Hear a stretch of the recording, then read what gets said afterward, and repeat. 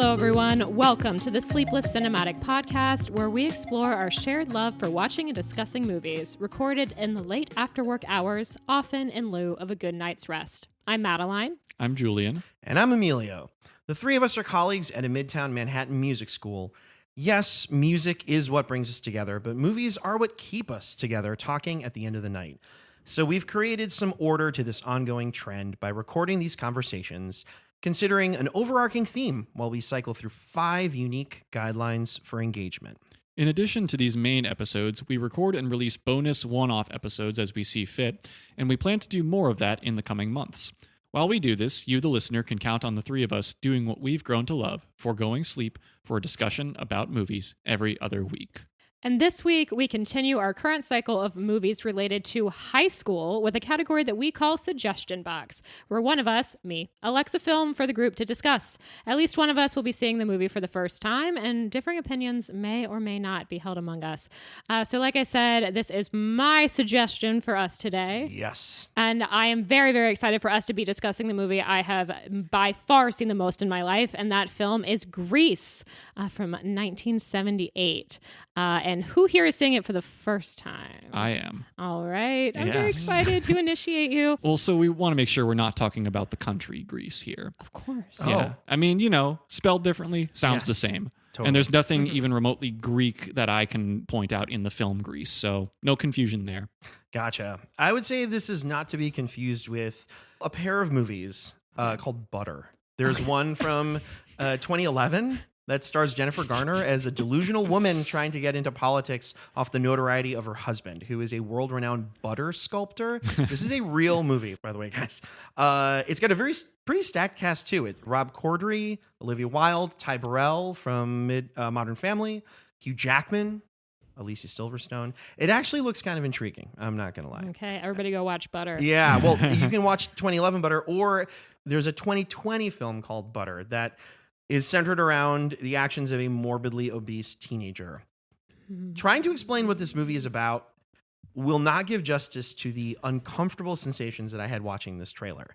So as long as you know not to confuse it with Grease, the highest grossing film of 1978 and a cultural landmark by any metric, go see the trailer for the 2020 film Butter for yourself and see if you can make any sense of it, because I could not. But yes, not to be confused with either of those Butter films. Of course. And also not to be confused with Grease Lightning, which would be particularly confusing because there is a song in this movie called Grease Lightning. But there's also a film called Grease Lightning, which was released the year before in 1977. Whoa. Directed by Michael Schultz and starring Richard Pryor as Wendell Scott, the first black stock car driver to win an upper tier NASCAR race. Have you seen this film? Yeah, I have. By the way, surprisingly, we have a fourth person present amongst us. Today, we have a guest, which is very, very exciting. This person who's joining us today is somebody who I've met through the club music circuit here in New York City.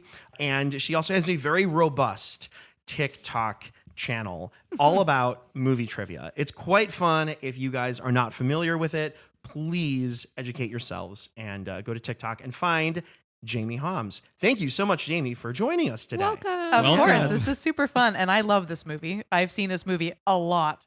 I'm so happy to hear that. I grew up in Southern California, and it was filmed at various high schools in LA. So I've been to several of them. Okay, so I'm wonderful. excited to talk about Grease. Very, very cool. This is going to be a very, very fun time. You and I know each other through Estee, specifically. Yes. And Estee runs an event band. Yeah, event band called the Up All Nighters. Exactly. And I've subbed with them for a couple times. I don't know about you and your involvement with them. Yeah, I'm the band leader. So you play a very prominent role with Yes, that group. I do. Okay, I do. I very run cool. the events for Estee. That would make sense, actually, based on my interaction with you when we were on stage. Cool. Robust TikTok channel. I'm slightly curious. How do you go about choosing what you want to focus on, like day to day? Well, sometimes it depends on what has come out in cinema, or what's going on in Hollywood and all of that kind of stuff. And sometimes I just throw a dart. I'm currently prepping Clue, because I love that movie, and why not? I want to know more about Clue, and my followers are gonna just have to deal with me talking about it. Whatever it may be. So it's a little bit of both. It's kind of what I'm feeling. Sometimes it's viewer requested, and sometimes it's me trying to have my finger on the pulse of what's happening in cinema and Hollywood and movies and TV series, and all that fun stuff. I remember in talking to you, I had met a kindred spirit, because both of us are musicians, but also like crazy into movies. Mm-hmm. And so it was very cool to see that you had something going like that. Awesome. Well, we're so happy to have you. Thank you. This is super very fun. Cool. Absolutely. And yeah, we're here talking Grease. Madeline, why don't you kick us off? Yes. So this is my choice because we're talking about high school movies. And this is obviously a quintessential high school film. And somehow throughout his 27 years on this planet, Julian had not seen this movie. Yep. And I was so shocked by that because, as I said, I've seen this movie 10,000 times. Earlier today, you were like, how many? 30? And I'm like, not even close. Definitely, like north of that. I if I had to guess, I'd say 100. Like, if I just randomly threw a number out there. So before I get into just a little bit of like what Grease is about for the few other people out there who haven't seen it, I'm just kind of curious as to how you managed to avoid this movie for so long. Oh, well, I mean, I guess the same way that I managed to have not seen a classic like The Exorcist until just a few months ago. Fair enough. Which was just pretty simple. I just didn't get around to it. All right. It's not like the ship had sailed and I missed it. It was just that different ships were sailing along the way. Sometimes, I mean, like not a problem, but a tendency that I have as a film goer is that I sometimes get very like hyper focused on like kind of obscure indie releases coming out in the moment to the point that I forget about watching like bigger ticket things or classics. So it's like for like around the last decade of my life, that's certainly been a noticeable tendency I have.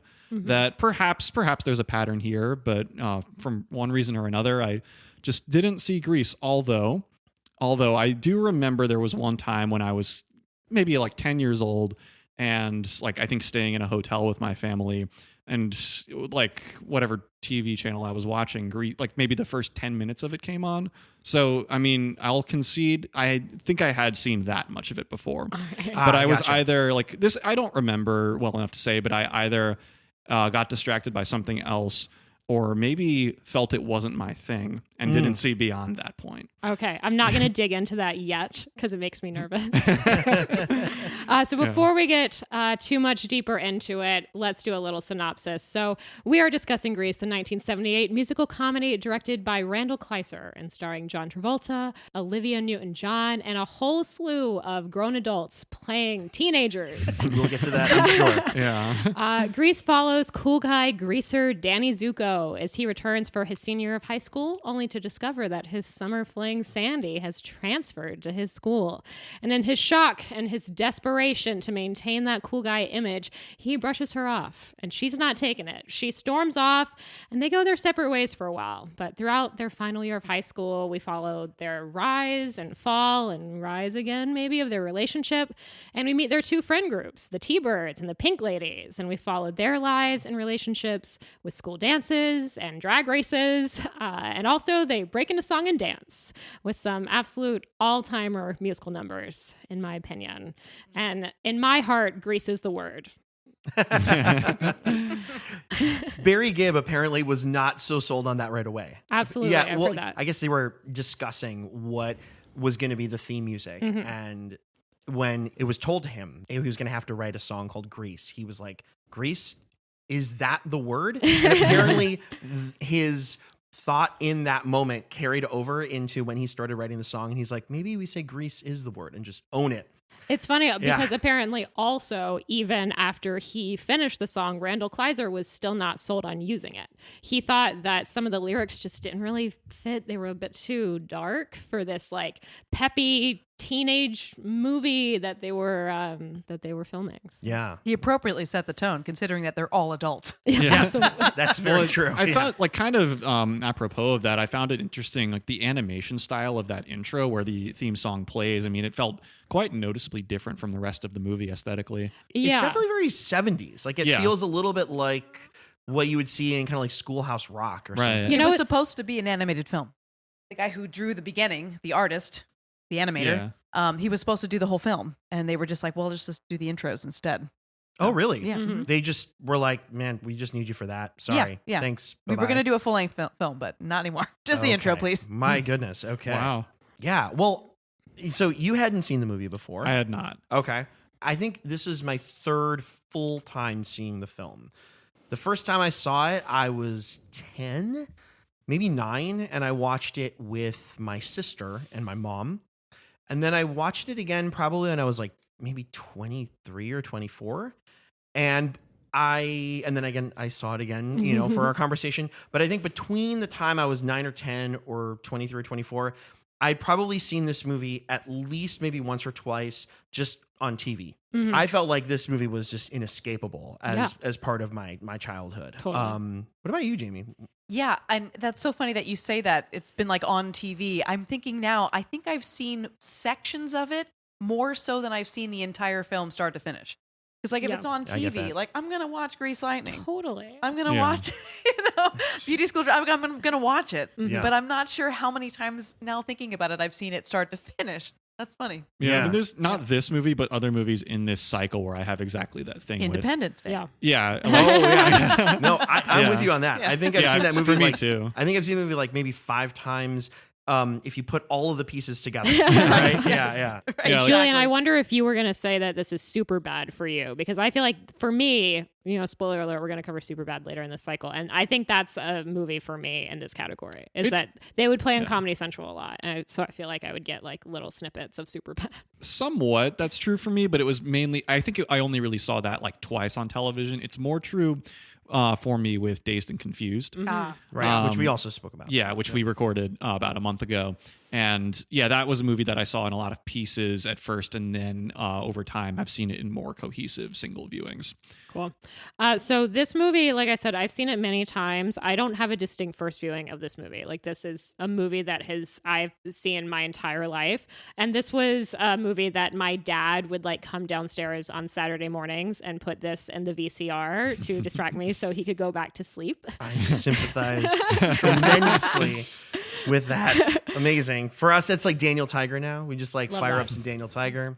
Yeah. But yeah, before the days of streaming, was it on VHS? VHS. Yeah, there we go. Of course. Yeah. And I think that for my brother, I've heard this was Chitty Chitty Bang Bang.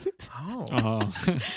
I don't know if that's true or not. Okay. All right. Maybe that's a false memory. I love Chitty Chitty Bang Bang. That's a great movie. I haven't thought about that movie in forever. I know. I haven't really thought about that movie in years, actually, either.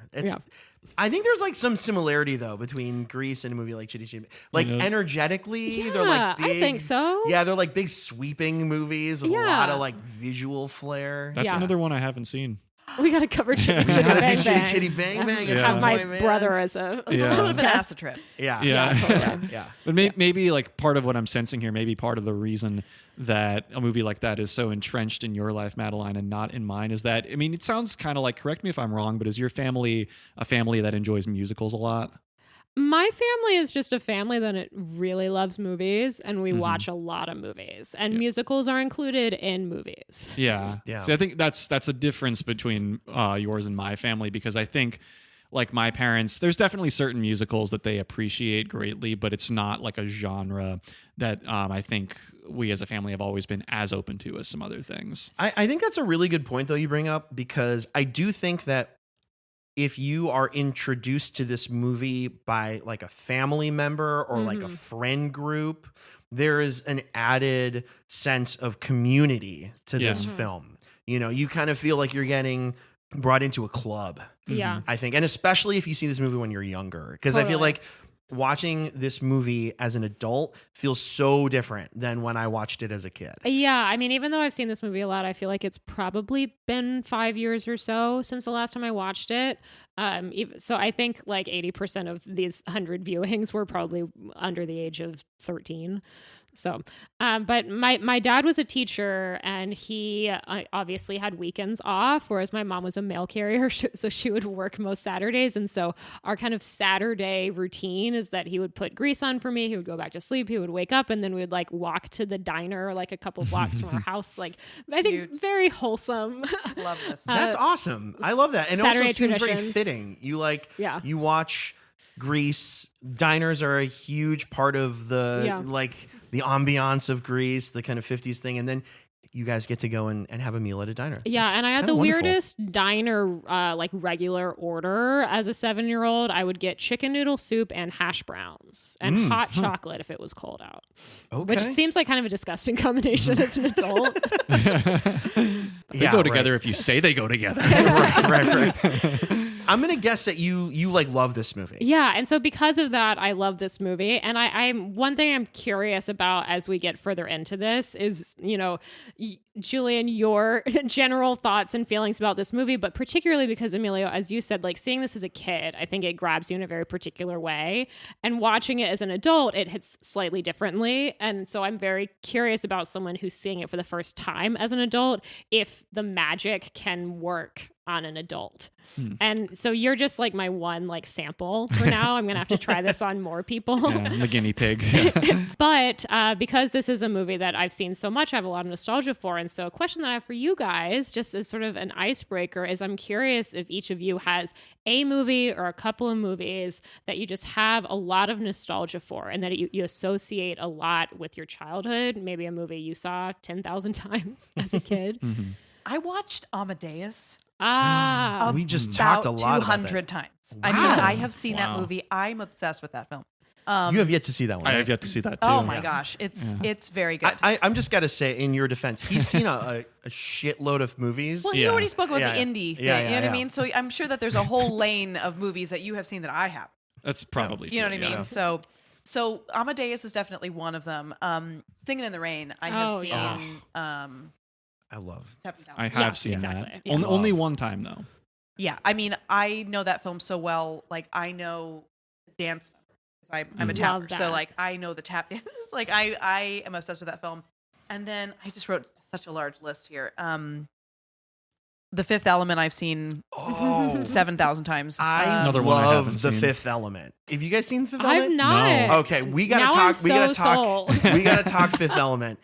That's one of my favorite movies ever. That movie ever. is so weird and amazing at the same time. I'm sorry. Keep going. Yes. Yeah. No. Well, it's a French film. Luc Besson and Patrice Ledoux. He was one of the producers. Yeah. But yeah, it's a French science fiction action film, and it is a freaking blast. And I was obsessed with Bruce Willis as a kid, as a tween. I had a poster of Die Hard that he signed, and I would fall asleep looking at it. How did you get a signed poster of Die Hard when you were a kid? Listen, a family friend was Hooked able to get hooked it up somehow, and I cried. Such a weird 12-year-old. And then one other one, oh God, I have such a large list here. It's a Wonderful Life. I've seen it a billion times. Yeah. Waiting for Guffman. Oh, love that. I love that whole Christopher Guest. That's another one I've seen only once, but it was a very impactful one viewing. Yeah. Waiting for Guffman, Best in Show. Yeah. Have you seen A Mighty Wind? Yeah. Mighty Wind is great. Also good. It might be blowing. that one probably is number 2 for me. Best in Show always wins for me. Of those, it's the best in show. Oh my God, it really is the best in show. Yeah. I wrote down a couple of them too. I similarly had a movie that I watched repeatedly as a very young person, which was Disney's animated Robin Hood. Okay. Oh my God. Yeah, just the best. I have tried to get my son to enjoy it, and he is like, could care less. Do you think he'll grow into it? I don't know. I think there's like a special age where you watch. I don't know. For me, it was like when I was 3 and 4. I watched the ever-loving shit out of that movie, and I broke my nose because of it, because I wanted to like jump off and grab onto something, and I fell and split my face open. Boy. Yeah, so thank you, Disney, for that. But another movie that I absolutely loved watching a ton was Honey, I Shrunk the Kids. Yeah. We recorded that off of the TV on a VHS, and so I watched a bunch of commercials along with it for like Life cereal, and gotta have my my Pops. Yeah. That was another one that kept course. showing up. But Honey, I Shrunk the Kids. Love it. Randal Kleiser, director of Grease, directed Honey, I Blew Up the Kid. I came across. Yeah. When I looked at his Which credits, is, I have to admit, the inferior film. I would imagine so. Yeah. I don't think I've seen that one. Oh man, I was such a Honey, I Shrunk the Kids fan that I was like, I gotta see Honey, I Blew Up the Kid. Not nearly as good. I mean, I watched Grease 2 for the first time last year, and I'd say I feel pretty similarly about Grease 2. Oh, but yeah. I think there are a lot of Grease 2 defenders out there. I'm heard. personally the not one music of them. is fine, It's fine. but it's Yeah. not a good movie. No, and I will stand by that. Yeah, I agree. You went far back though, like Bambi. I would say my first word was bird. Oh, okay. Because I watched Love that movie that. so many times that so Yeah. if we're going that far back to like our 2, 3, 4, all the Disney stuff. Some movies that I watched when I was very young that have just shaped me greatly. It would have to be, I think if there's one answer I have to choose for that, it would be the original Star Wars I trilogy. knew it was going to be Star Wars for you. Yeah, it's more specifically probably A New Hope and Empire Strikes Back as a tie. And I mean, yeah, those are the movies that are like I was young enough that I like don't even know when my first viewing was. I was like had to be 4 or 5 years old. I lost count a long time ago of how many times I had seen them. There are things in those movies that are just etched into my memory better than I even realize. So like as a kid, it would have been the original Star Wars trilogy. That does include Return of the Jedi too. I saw that plenty of times. But then, like, as a teenager, the competitor for that title would be The Big Lebowski. Yeah, which, like, actually similarly to what some of you have mentioned already, that was a movie that I saw in a lot of, like, coherent sittings, but also on TV quite frequently. And, I mean... Well, which might not be the best way to see that movie if you really love it. Right. Because of all the editing, but... When you already know it, though, and you just want to pop in briefly, it's, it's still always a fun ride. Yeah. Definitely. And so, yeah, I give, like, equal real estate in my brain to, like, I am not Mr. Lebowski. You're Mr. Lebowski. I'm the dude, as much as... The Force is strong with you, young Skywalker, but you are not a Jedi yet. Wow. Nice. Yeah. Very cool. See, we can always count on Julian to give us some impersonations or some quotes. Yeah, happy to be here for that. Lovely. I would feel derelict if I didn't mention that I saw Return of the King 12 times in theaters. Whoa. That's Every amazing. year I do an extended edition viewing for whoever wants to come. It's usually just me. I order delivery. 12 times. in theaters. In theaters. Wait, when it was originally released? Yep. That's Return of the King in 2003? Oh yeah. Oh, wow. Okay.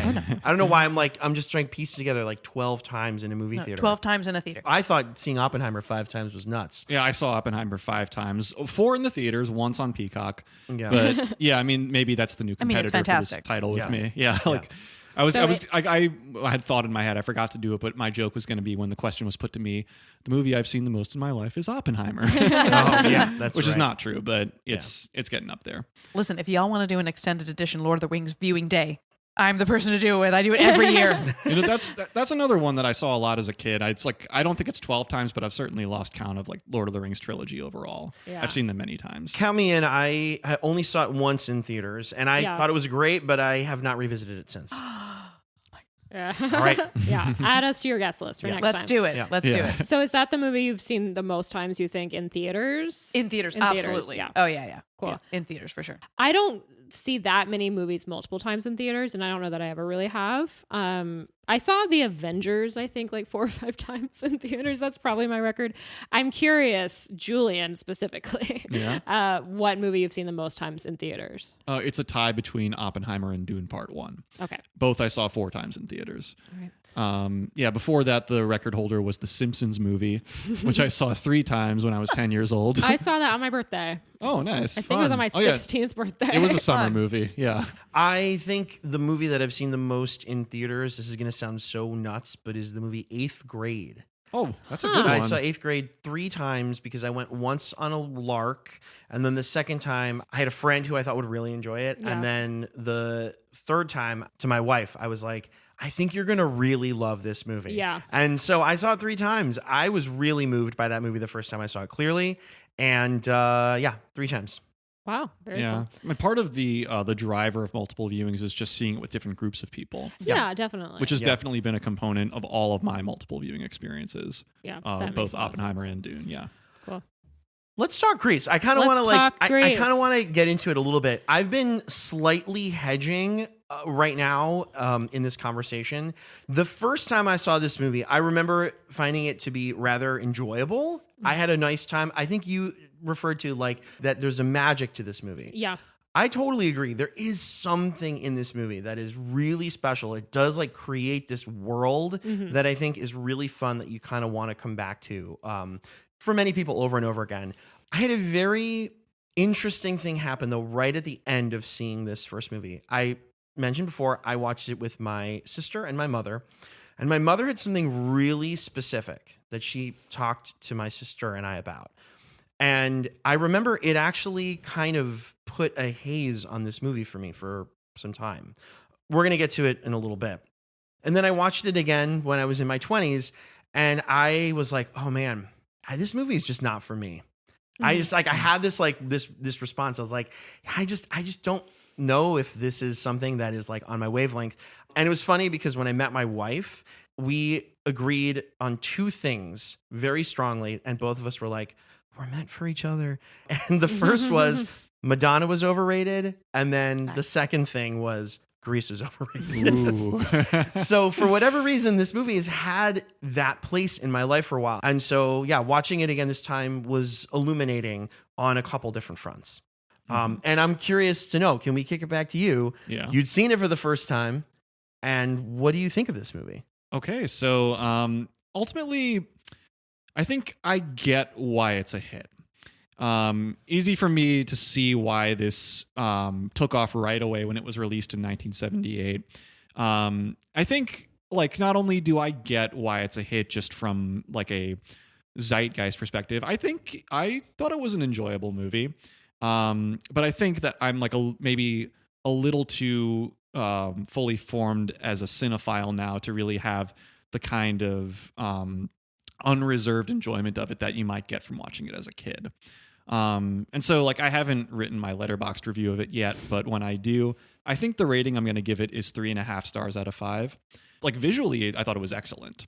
I think the great cinematography all throughout. I think that there's a very consistent aesthetic through it all. And I thought, like, you know, in the sense of being a spectacle, I mean, it absolutely delivers on that. There's a lot of great dance numbers, musical numbers. Whatever you think of them, you can't deny they catch your eye. But I think that, I mean, like where it was a little bit choppier for me as a movie was that maybe this is just my own personal interests talking, but I kind of wanted to know more about each of the characters. There was a lot of it was just like a little too surface level for me, particularly with Sandy. I thought like there's room for a depth here that just isn't accessed. I kind of want to know a little more about her internal life because you see at the beginning she's like very much a rule follower in a way that gets upended by the time the movie's over. So that was one of my, you know, little quibbles with it. And I thought too, whatever your opinion is of it, you can't argue there are some things that are very dated about this movie. So ultimately, I think like maybe I missed the time of life for this to be enshrined as a classic for me, but generally I get the hype. I hear what you're saying of like kind of you've matured as like a cinephile, and I think that sometimes like I have a tendency to enjoy a film a lot less if I'm thinking, is this like objectively good? Yeah, and that's a totally fair point of view to have, and maybe in this cycle, maybe another movie like that for me is Dazed and Confused. Yeah, exactly. Where like I think I get the reservations that can be had about it and the little criticisms about like the characters it represents and whatnot, but it's still enshrined for me as a classic, and I can sort of put that critical discernment aside just to enjoy the movie. Yeah, exactly. Yeah. One thing that was really, I think, enlightening for me listening to the commentary, which was with Randal Kleiser, the director, but also the choreographer, who's Patricia Birch? Yeah, Pat Birch, who directs Grease 2, who we've said Jamie and I have seen and aren't particular fans of. But she actually, one thing that she really digs into in this is how much storytelling there is in the choreography. And I think that a lot of the character development in this film happens in the musical numbers, specifically. In a lot of the choreography. And like, if you think about kind of the big dance scene right in the middle of this movie, we're jumping ahead quite a bit, when you shoot over to each couple and they're all so distinct in their choreography. And you learn so much about like Jan from like the way she's twirling herself around and like kind of completely ignoring whichever T-bird she's paired with. And it's and you learn so much about Duty, who's the one dancing with Frenchie, who's like very specific about his counting haunting. And it's little moments like that that I think when you've seen this movie 10,000 times, like you can really dig into in a way that it like develops these characters, that it's like when you're watching it for the first time, I think it's harder to pick up on because this movie doesn't really have a plot.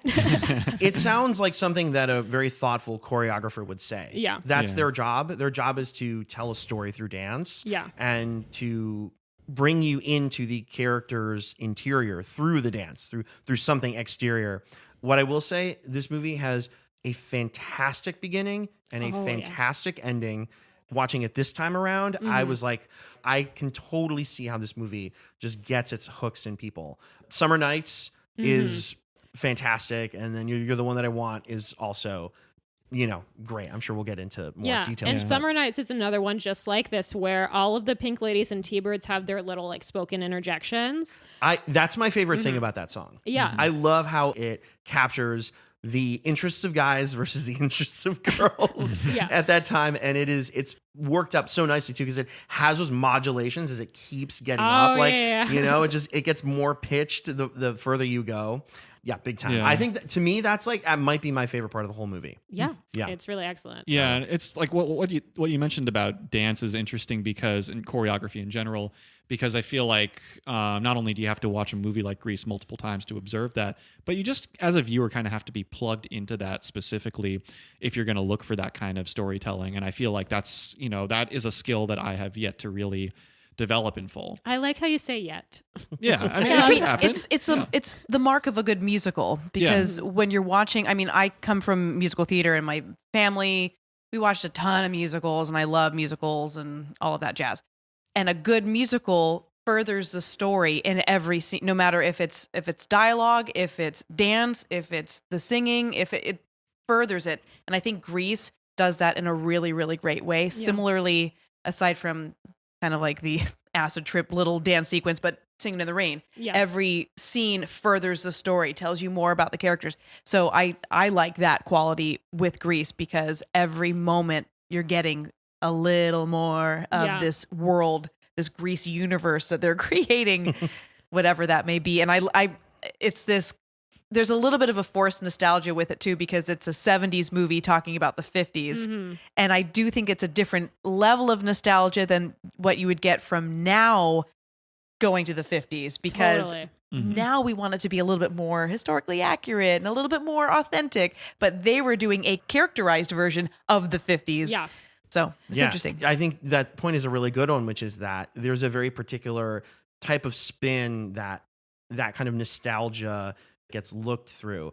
I would say the 70s would look back at the 50s very favorably, in a large part because the 60s and the early 70s were so fraught with political instability, the Vietnam War. We had a presidential assassination, multiple assassinations, all of the, rioting over civil rights. Like, our country was in a gigantic, in a really unstable place. And so the idea of going back to a time when none of this was bothering us is very appealing. But I also think that it's interesting because they couple that with the idea of high school, which is not something that is necessarily tied to the 50s. It's tied specifically to each person's individual experience. Yeah. Mm-hmm. And that I'm really fascinated with. Yeah, that's one of the big things I was really hung up on, is like, why high school? Because I mean, in a lot of, in other movies we have discussed and will discuss, and just from life experience, we know high school is not such a rosy place as we see in Grease. It's really much more of an awkward, uncomfortable experience. Mm-hmm. And so it's like, I mean, wanting to glorify the 1950s, from all the context that you just described, Emilio, I understand that, but why high school? I'm curious to dig into you referencing the high school experience in Grease as rosy. Well, I think what's rosy about it is just that there's some things that are inherent to high school that are noticeably absent in Grease. There is no homework.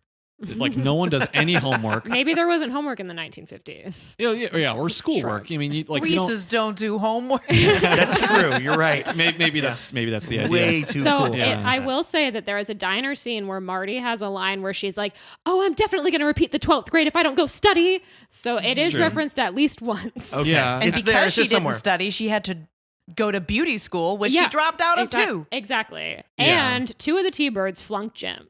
Okay, yeah. So You're right. That's right. That's in true. the pie scene at the end, right? Which Yeah. I just want to say, a small detail I noticed for the first time on rewatch. The teacher who's hosting that pie stand is like, 25 cents. It's for the teacher's retirement fund. That's right. I know. Goodness. I know. But that's like, yeah, there's like, If okay, that's not a terrible reflection on how much we honor and respect teachers, I don't know what is. Pie them in the face for 25 cents and it will pay for their retirement. Going back to why high school. High school is the perfect age. You're almost an adult, but you're still a kid. So there's a forgivableness about it. You're allowed to make those mistakes without judgment. I mean, even though they cast literal adults. Yeah. I mean, Stockard Channing was 33. I know. I mean, But still, the concept of high school, I think that it's like that. You're towing the line between the two. And so you can write a lot of interesting material that you can get away with because they're in high school. Yeah, Yeah. I think that if Okay. Danny was treating Sandy like this in their mid-20s, I would not have any patience for him. Right. Yeah. Because I'd be Right. like, why do you care so much about your image? He's so obsessed with his image. And like that really is like the crux of his character for at least the first half of the movie. It's like, how is he portraying himself to other people? right. watching it this time, and again, I'm stepping a little bit on some of the questions I was talking about, but I was kind of curious to see how this movie would look if I was trying to look for like satire or like criticisms of high school life and potentially the 50s here. And one of the things that jumped out to me in a big way was in the opening animated title sequence. We're introduced to the characters as animations, but they're looking at themselves in the mirror, all 4 of them. And I think that speaks exactly to what you're describing, which is that in high school, how people see you is so important. It's everything. It's to everything. you. Yeah. And so the way that we have to be introduced to these characters is how they want us to see them. I don't think that that's a mistake. I think in the animation, they're kind of trying to say like, this is the world that you're entering. You're going to be entering a world where everybody is concerned with how they appear. Yeah. And who their friends are. Yeah, you're going back to high school. Yeah, I guess. Talking about rosy pictures. Yeah. Yeah, I that's mean, true. that's what every character has to portray for themselves. But yeah, I just generally thought like, when I chose the word rosy, I mean, there's like certain qualifiers that are kind of left out of the high school experience here that if they were included would make it a little more real. Like, a bigger emphasis on schoolwork is one thing. I mean, yeah, there are all of these acknowledgments throughout the movie that we've just gone through. They're very small details Yeah. that I would not have expected you to pick up on. Like throwaway lines, a lot of them. But yeah, also I think the lack of parental influence, that was something I was interested in too, because like you see older adults in the movie, but I don't think you see a single set of parents throughout the whole time. What actors would you cast to play the parents of 33-year-olds that are supposed to be high schoolers? Well, that Can and we- also can we there have take been this weird as an casting. opportunity to talk about how old these actors I mean, are. there have been cases where people who are like 4 years apart in real life play parent and child. Yeah. Like take, for instance, Heath Ledger and Kate Mara in Brokeback Mountain. 4 years apart in real life. Oh, they yeah, played that's a parent good one. and child in that movie. Or They love doing that to women. Dustin Hoffman and Bancroft in The Graduate. I think they were only 7 years apart. yeah. Yeah. Or I mean, not parent and child, but Right, older but adults. Older Yeah. adults. I mean, yeah. Mrs. Robinson is she the were a mother parent. of the. If she were his parent. Exactly. That would be a particularly weird movie. Yeah. But Yeah. these are old people. Yeah. And I don't know if it's just a product of the time. Like I was trying to look back at this and figure out, are there other films about high school that just have actors that are clearly too old to be playing high schoolers? Yeah. So, Jamie, you said you wrote down the various ages. So Yeah. I'd love to hear what you have. So John Travolta was 23. Olivia Newton-John was 29. Stockard Channing, 33. Jeff Conaway was 26. Didi Khan, who played Frenchie, was 25. Turn 26 during the making of the movie. Turned 26 during the making of the film. Love details. Barry Pearl, who played Dottie, was 27. Jamie Donnelly, Jan, was 30. Michael This Tucci is my favorite. was 31. He looks 40. He looks every single hour of the 31 years of his life. Rough 31. It's a rough Absolutely. 31. When he's getting grilled by The Eve principal, Arden, yeah. he literally looks like he's 58. Like, Oh, I'm trying to remember which one was he again. I mean, I know he's he's the old looking one. I know he's a T-bird, but like, So in the scene that Emilio is talking about, he's like, I'm not going to take no crap from nobody. And then the principal comes up and is like, Mr. whatever his last name is. And he has this confrontation with her in the hallway at the beginning where she's grilling him and he's like, yes, ma'am. No, ma'am. Yes, yes, yeah, yes, ma'am. and she's like, well, what is it? yeah. Kind of giving him some sass. Mr. Yeah. Latieri. I guess I just like had a bit of a hard time like keeping track of the individual names of the T-birds. Yeah, Fair enough. He's one of the like Sonny. stoogier ones. He's like, the there's, like- stoogiest yeah, one. I He's think I know. not the blonde one and not the like skinny one. Okay, I'm thinking of the right person. In general, though, it's like John Travolta is probably the most age appropriate Yeah. of all of these. Is he he's not the young, we've got some 20-year-olds, right? Oh, yeah. We haven't Yeah. finished with this. Dina Manoff, who played Marty, was 19. Yeah. Billy Right. Ward, Patsy, was 19 also. Yeah. particularly troubling that Marty was actually 20 because of what Yeah, what goes happens on with in the movie. Yeah.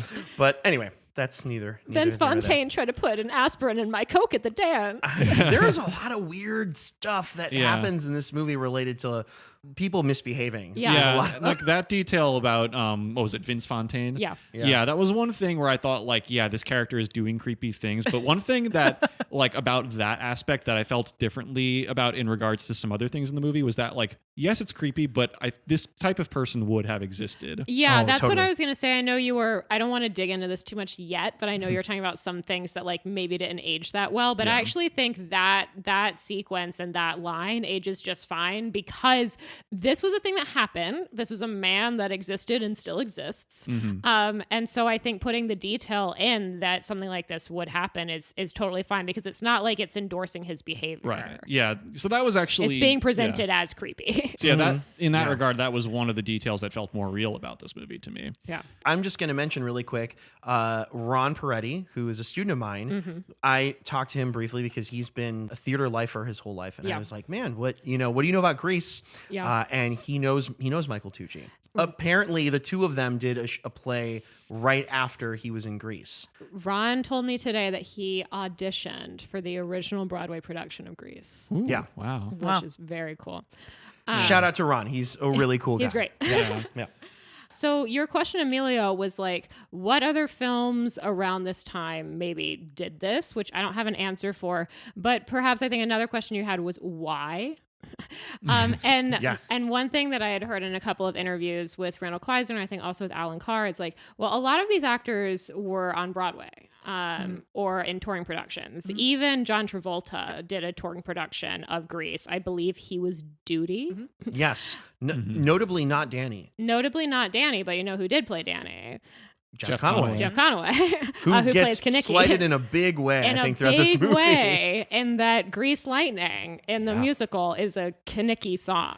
Oh, yeah. John Travolta literally said, I'm John Travolta. I have pull. I'm Yeah. taking the song. He literally just took the song over. And it's great. And it's great. It's It's fantastic. great. We I love read it. that they were trying to get someone like Elvis, had he been alive still, to do that song. I heard that Elvis was tangentially connected to this film Right, in yeah. some way, shape, or form. Was it that song or was it Beauty School Dropout? That would have made more sense. I think it was. Yeah, that one, they actually, they were yeah. they were going to give it to Elvis, but then they gave it to Frankie Avalon. Avalon. Yeah. Yeah. And Elvis dies during the production Mm-hmm. of this movie and supposedly dies the day that they filmed the like sleepover scene. Oh wow. Yep. Yeah, and so then like, is that why they included his picture in that scene? They included it because it was originally, I don't know if you have this note. Yep, I do. For the movie, a lyric from Look at Me, I'm Sandra Dee was changed to something a little more sexual. Elvis, Elvis, let me be. Keep that pelvis away from me, or keep that pelvis far from me, excuse me. Coincidentally, Elvis Presley died on the day they filmed that. Yeah. So they changed the lyric to Chills. that, and he died that day. So he did keep the Crazy. pelvis away, unfortunately, Took it away from all of us. from everybody. But I think the original line in the musical had a different person referenced, and it was a person that had been pretty brutally, I think, stabbed. Oh my Sal God. Mineo, I Yikes. think. Yes. Sal Mineo. Yeah. So they had Sal Mineo in this was, I think, in the original musical. It's him that's referenced in this line. Oh my And they were gosh. like, everybody is so fresh off of his death, and they're going to be really depressed if we leave this line in. So we have to change it to another celebrity from the 50s. He died on. Yeah, and then he died the day that they filmed the scene. God. But first of all, you know, a lot of, like, as we said, a lot of the cast was in the Broadway production or in touring productions of this. So I think that is part of why they end up aged up a little bit, because they would have been performing this live for a few years already at this point. Yeah. But one thing that Randal Kleiser and Alan Carr were saying is that it's the subject matter. Like, you don't want teenagers, like actual teenagers, performing this kind of subject matter. And I know that, like, we've alluded to a little bit of like the rosiness, but like there's some grittiness to this movie. Like there's like, you know, Rizzo almost gets pregnant. Like we have the scene in the car with the broken condom, like, and just sort of like a lot of bullying and like a lot of smoking. Definitely. And, you know, Although in the 70s, I don't think that had the same kind of, it didn't set off alarm bells the way it does now when people see that on screen. Yeah. But yeah, no, I that's a fair point. and like the drag racing seems very dangerous. Like there are certain parts of it. What's the name of the like big bad from the Scorpions? What's his name? Crater Face. Crater Face. Thank you. Yeah. He's in Grease too, and again, he looks way too old to be messing around with high schoolers. In way Grease too old. What's the too. name of the villain in Back to the Future? Oh, Biff. Biff. Yeah, he made me think a lot of Biff. Okay. Yeah. He's got a little bit of Biff energy. Is Crater Face in reference to the fact that he has a lot of acne scarring? I have no I would idea. assume so. Right. Okay. That would make Because sense. Yeah. that would make sense, but I think that that's just that guy's face. So that seems kind of mean. But all of this works because they were in high school. If they were in their 20s and 30s, we'd be like, well, they're just stupid adults being stupid adults. Yeah. But they're kids, so... Well, obviously the actors aren't, but you know, they're kids, so the subject matter then works because they are in high school. Yeah. But they're old enough to drive, and they're old enough to smoke, and they're old, well, you get it. Thinking about that kind of stuff, though, I mean, like that, well, the whole plot point about the drag racing, I mean, just the general rivalry of the T-Birds and the Scorpions, I mean, you can't not think of the Jets and the Sharks there. Oh, totally. Yeah, But then Definitely. compared to West Side Story, I mean, well, there's not the tragedy in Grease that there is in West Side Story. So that was something I noticed. Like there has, like, have to have had West Side Story on their mind as they were making this. I think I Yeah. remember too reading that at least for the film, they exchanged switchblades for combs in this movie. Yeah, I mean, so this was originally a Broadway musical. Actually, it was originally, I think, a show in Chicago that didn't run for very long and then gets picked up off Broadway and then eventually goes to Broadway. And the film adaptation is different in a lot of ways. Oh, yeah. I've only seen the stage musical once performed by a high school. So I can't speak too much. I don't know how true it was to the original Broadway production. Have you seen it or anyone else on stage at all? I played Rizzo Oh, great. at one point, and then I was, you know, cast member 275. I was a tree in the back. Yeah, there's a little bit of a different order in which things happen. Some different people sing certain things. Yeah, I mean, they have updated the stage play now, too, to include a lot of the movie. So I'm not sure what the original stage play and how much that has changed, but there are some people singing different things and some different order in which things happen, a couple different characters, too. So, but the newer one is pretty similar. Yeah. I was just going to mention very quickly, does anybody know of a show called Encore with an exclamation point? Yeah. No. It sounds familiar, but I haven't watched it. Okay. When the pandemic happened, that show was like an enormous warm hug for us. Do you know what the Encore Yeah, is? I remember hearing about it at the time. The whole premise of the show is that they take the casts of high school productions that were, 15, 20, 25 years in the past. They reassemble all of them. Grease was the inaugural, episode for that. And I feel like it was very intentional because it's a play or it's a musical about high school. Yeah. And it's a Friendships and... Yeah, exactly. Nostalgia. Exactly. Nostalgia. And it is so emotional. All of the insecurities that they felt when they were in high school come right back.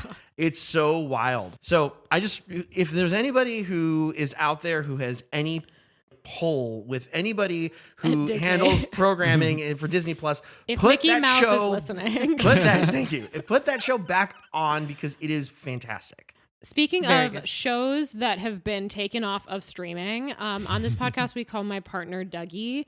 Dougie was going to, for assistance in research, watch an episode of The Rise of the Pink Ladies, and that has been deleted from Paramount Plus. Oh no. Oh gosh, that's pretty new too. Exactly. Oh God. But I remember when it was coming out, it was getting pretty terrible reviews. And one of the things that I remember seeing mentioned is that one of the actors just like quit partway through, and they just sort of like reused footage that they already had of him. This sounds awful. This has been deleted from Paramount Plus. We can't even weigh in Yeah, on whether we it's can't really even bad do or our not. research because it doesn't exist. Yeah. Wow. But yeah, so this was originally a stage musical, and there are a lot of differences and a lot of things that just like, I think that this is such an interesting adaptation to film in a way that we kind of take for granted, in that we've all seen this movie 10,000 times. Not me.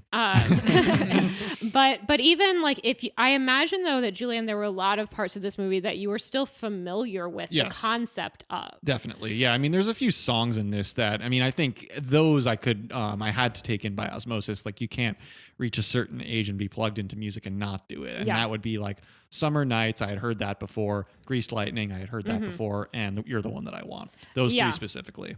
Re-listening to You're the One That I Want this time, I'm like, that has a really great bass line. That's good. Yeah. Real good. Really Thumping. excellent. Yeah. I think I noticed that right from the get-go there. Yeah. And yeah, I mean, I think that I didn't have very much context for any of those songs, but you kind of don't need much. Yeah. Like, you get the vibe pretty easily, just whether it's from hearing the audio or seeing a visual of it. Like, I think from seeing, I probably had just in some YouTube montage seen clips of Greased Lightning before and thought like, okay, I get what's going on here. Yeah, and Greased Lightning is in the show. It's sung by Kaneki in the musical, and on stage. But the obviously, like, you can't really do the really great shot where he goes under the car and they come out in like this kind of chrome colored world. Kind of cool. I like that. I think it's a really cool shot. I think it's a kind of classic sequence. It's not something that they did in the original show. I don't know if they've done it in updated versions. It seems quite difficult to do on stage. Right. Yeah. And so I think it's like choices like that, which I think that was decidedly an Alan Carr choice from what they said on the commentary. It's things like that that I think really make this movie in a way that there are a lot of plays turned into movies that feel like a play. Yeah. That like feel like you just watched a play, like a film version of a play. One movie that they know I hate is The Whale, and that's one of the many things I disliked about The Whale, is that I felt like I was just sort of watching a camera on the play. Yeah. No, this Yes. movie feels like supercharged. Like Yeah. someone took like defibrillators right on it and kaboom. Greased And just, yeah. lightning. Yeah. Absolutely. Yeah, and there's other things like I noticed particularly in the cinematography. It's like this is very distinct to film, like that split focus shot of Sandy and Danny that ends Summer Nights. Like that was something that just on a technical level I found very impressive. Yeah, And totally. I don't Love think that, it's just the reaching only up. what?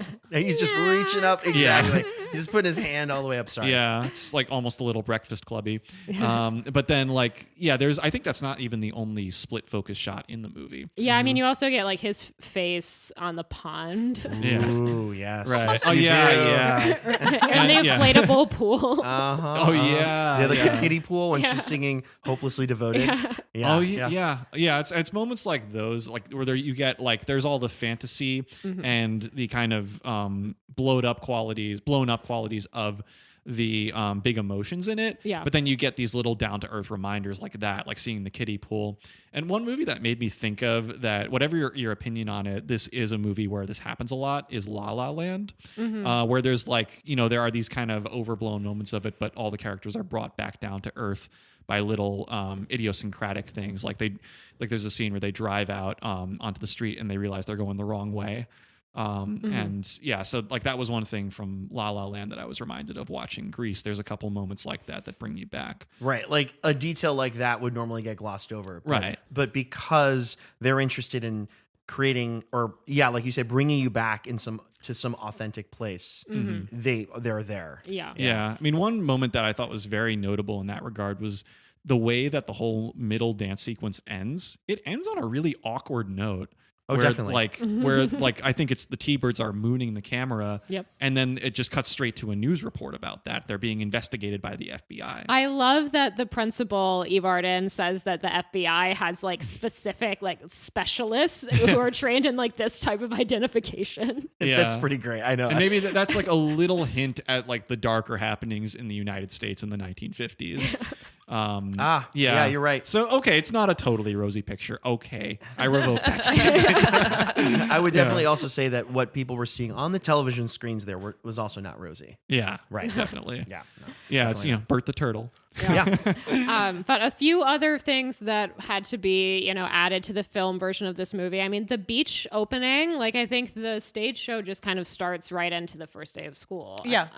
So it's like obviously you don't get to see their romance before you meet everybody at the school. And so you get a little taste of that in the film of like Dandy and Sandy on the beach. And then obviously the animated opening, like that really sets the tone for this movie in an incredible way. I noticed also with the animated opening that I'd never caught this until now, that it starts with like this mop toppy person coming out, and that mop toppy person is maybe like an analog for somebody in the 1970s. Yeah. And they're like, here you go. Now do this. And guess what? Now you're transported into the world. Yeah, exactly. And I never realized that until now, because I always took the animated sequence in the beginning to be just kind of generically like, let's just kind of show you some iconography from the 1950s. Yeah. But it actually sort of has this character that's there to be like an analog or like an avatar for you, the viewer. Like, here you go. You're someone who's just hopping out of bed. You're in the 70s. Oh, but here, let's slick our hair back and enter this world. Totally. Yeah. Cool. I feel like this movie, like the timing of its release too in 1978 is interesting to me because this is an era when you start to see the new Hollywood of the earlier part of the decade start to go away. Most people will cite Star Wars as the movie that ends new Hollywood and brings on the Hollywood we know from the 80s.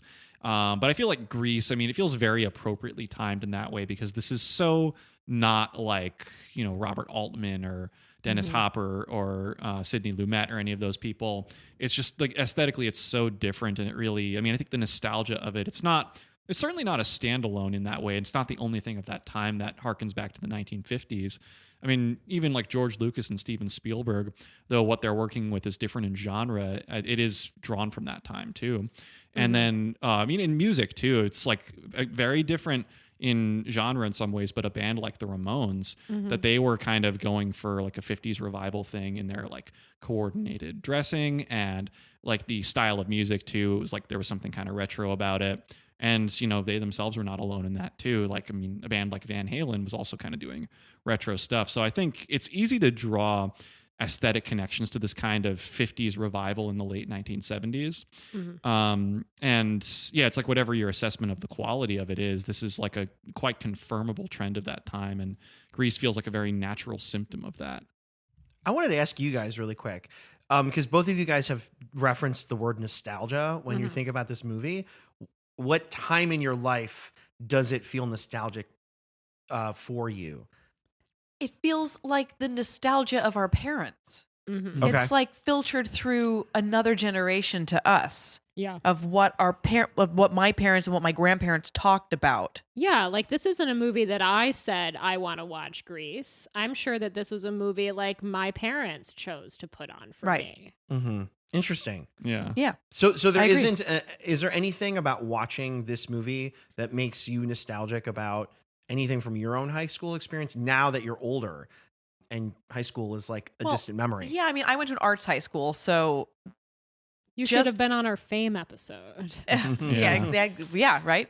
Just it being a musical, even though they don't know they're singing, right? It's just they're a product of the music, right? Right. But like that aspect of it, but the nostalgia for me comes from thinking about me watching it with my grandma. Okay. Yeah. Who was nostalgic about the 50s, but it's filtered through the 70s, which is why I think this movie couldn't work today. Yeah. Because like everything is way more gritty and realistic, and like they were filtering the 50s through the 70s with all of this art direction and, I don't know. Right? Yeah. Don't you think this couldn't work today? Yeah, I totally agree. I also just want to bounce off of like when I was 7 or whatever watching this movie in the 90s, I did not understand that this was made as a period piece.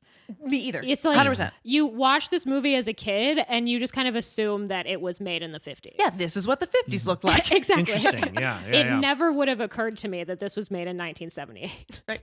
Yeah. Same.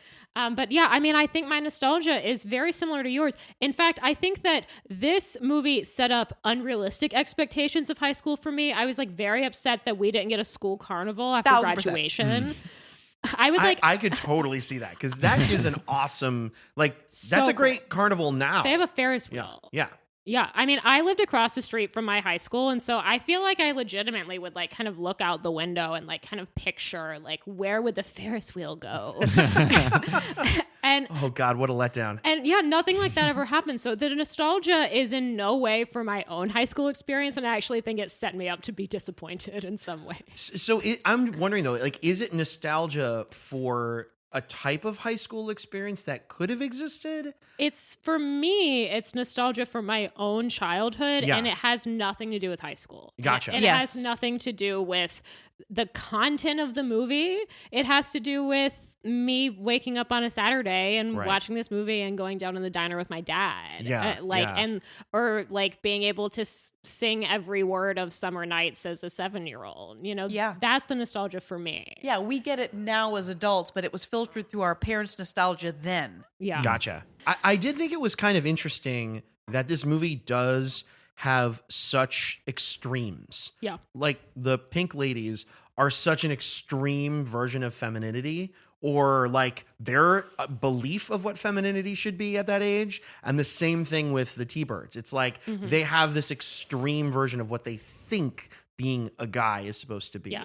I'm wondering if that's something that plays better the older you get, Yeah. or plays better when you're younger, and your perception of like what it means to be like a more fully grown adult version, like man or woman, Yeah. what that entails, I guess. Yeah, watching it this time, something that struck me more as an adult is the fact that Danny and Kaneki are the only T-Birds who are in any way cool. And the other, Yes. the I wanna- other I three wanna of them talk are about that. huge Yes. dorks. I want to talk about that. Well, yeah, I noticed too that like with the Yeah. Pink Ladies, it's true with the T-Birds, but with the Pink Ladies as well, that after a while, the designation feels kind of like only a label. Like they all have pretty distinct personalities. It's kind of just this uniform that unites them. Yeah. Like I was felt- always jealous of them was because that? I didn't have any.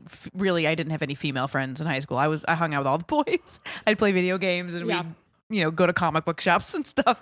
So Yeah. I didn't have that. And so watching it again recently, Yeah. preparing for this, I was like, wow, there's like they're all friends. There's like all girls and Yeah, they're they friends. They have, pierced each other's ears. yeah, they pierce each other's Yeah. ears. They have jackets and they're like matching and they're like a little gang. Yeah. Yeah. And so that's one thing about the movie that I think like a little more universally about high school, it does kind of get right, is the way that things can be drawn like along gender lines, even though us as a group are all people who kind of existed outside of that.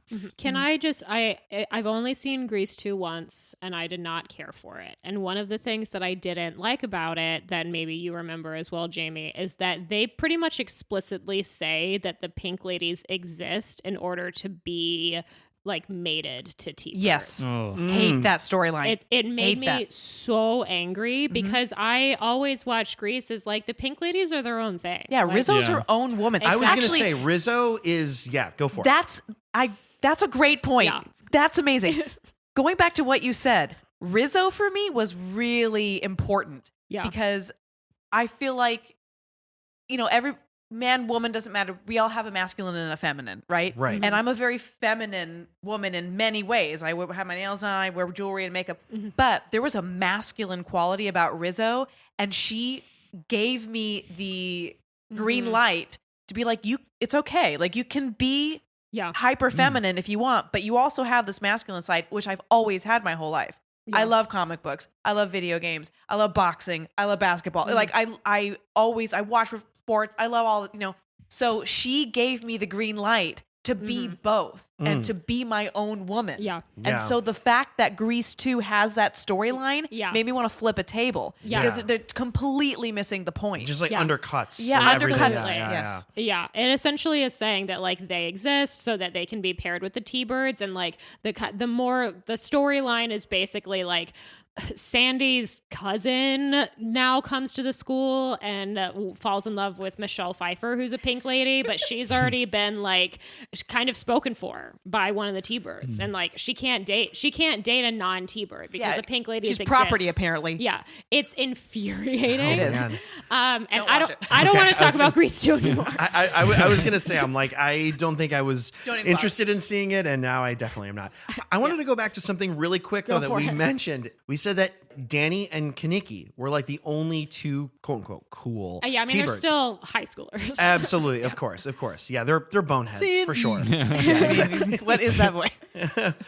I'm curious though, watching it back this time, because I always interpreted as a kid that Danny was kind of like the ringleader. Yeah. But there's a couple really specific details in this that make me think that Kenickie is really the ringleader and that Danny is like the one on the come up.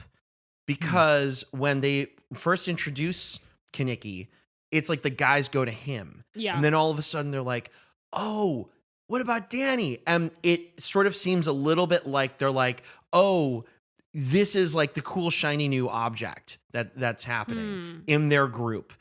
Also, Kenickie has the car. Yeah. That's another big thing, big point of pride and status at that time. And then the other thing that jumped out to me about Kenickie is he was the one who was supposed to originally drive the car, right? He's the representative of the T-Birds. Two other points. Well, they're kind of related. When Danny is reintroduced to Sandy, right? He caves so fast to the pressure of the other guys. Yeah, he's and like if he looking was over really his running shoulder. that group, he would be like, I get to be whoever I want to be in this moment, and you guys are going to fall in line. Yeah. And he doesn't. And conversely, Kenickie gets to kick all the other guys out of the car so he and Rizzo can go do whatever they want. Yeah. I think Kenickie is the real leader of the T-Birds, straight up. So I always kind of interpreted that the two of them are on kind of an equal plane, that the others are like looking up to these two because these two are, actually cool in the eyes of a high schooler. Yeah, like, there's such a gap. Yeah. It's like two princes, but maybe Kenickie's older. Yeah. Okay. He's the gotcha. dauphin. You know what I mean? Okay, Like okay, exactly. I got you. And I think it's difficult to determine exactly because Travolta has such a star quality. Oh, he does. He is. Yeah, really that does. you're like, how could he not be like the coolest guy in school? Yeah. But I do think a lot of your points make sense. I'm curious for you guys.